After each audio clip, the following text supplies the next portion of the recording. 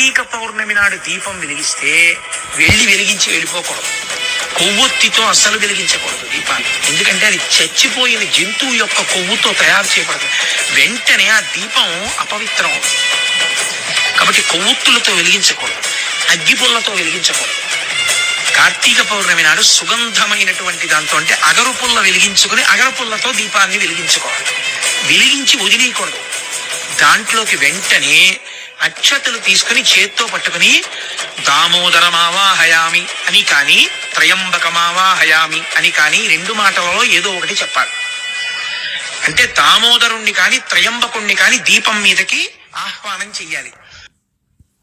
కార్తీక పౌర్ణమి నాడు దీపం వెలిగిస్తే వెలిగించి వెళ్ళిపోకూడదు. కొవ్వొత్తితో అస్సలు వెలిగించకూడదు దీపాన్ని. ఎందుకంటే అది చచ్చిపోయిన జంతువు యొక్క కొవ్వుతో తయారు చేయబడుతుంది.